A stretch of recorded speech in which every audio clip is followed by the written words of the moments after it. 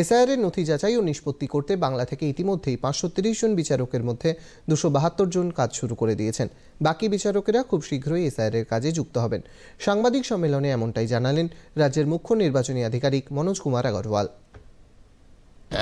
এখন পর্যন্ত যেটা আছে একটা 530 জুডিশিয়াল অফিসার যেটা আছে ডিপিউট হয়েছে, যার মধ্যে অ্যাবাউট 270 280 যেটা আছে অলরেডি কাজ করছেন। বাকি যেটা যোগ দেবেন কাজ করে ওটিপি তৈরি হচ্ছে, ওদের ড্যাশবোর্ড তৈরি হচ্ছে। নিষ্পত্তি নিশ্চয়ই হয়েছে, কিন্তু আমাদের কাছে কোনো ফিগার নেই, এখন পর্যন্ত ড্যাশবোর্ড নেই। হাইকোর্টের ড্যাশবোর্ড নেই, আমাদের কাছে নেই কত রোজ কেস নিষ্পত্তি হচ্ছে। ড্যাশবোর্ড তৈরি হয়ে যাবে একাধ দিনের মধ্যে।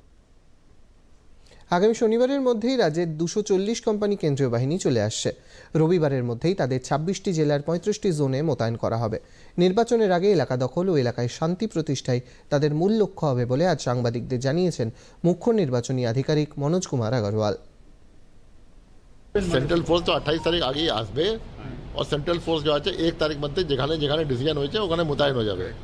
And they will go around the area. ওরা ঘুরবে, ওরা দেখবে, ওরা বসে থাকবে না।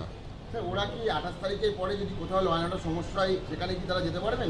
সেটা কেন যেতে পারবেন না, কিন্তু ওখানে ডিএমএসপি আছে, ওরা নিয়ে যাবে ওদেরকে। সেন্ট্রাল ফোর্স তো নিয়ে যায় না কোথায়। সেন্ট্রাল ফোর্স যেটা আছে যেখানে প্রয়োজন বোধ হবে ডিএমএসপি আর ল অ্যান্ড অর্ডার মেশিনারি, ওখানে নিয়ে যাবেন ওদেরকে। নিশ্চয়ই লাগাতে পারবেন, কেন লাগাতে পারবেন না? সেন্ট্রাল ফোর্সে দেখো এমনি সেন্ট্রাল ফোর্স এসছে ল অ্যান্ড অর্ডার এখন অ্যাসিস্ট করার জন্য, প্লাস আছে ইলেকশন জন্য the area domination is part of that thing spelled out policy of ECI. Area domination মতলব আছে ওরা এরিয়া যাবে, চিনবে, পেট্রোলিং করবে।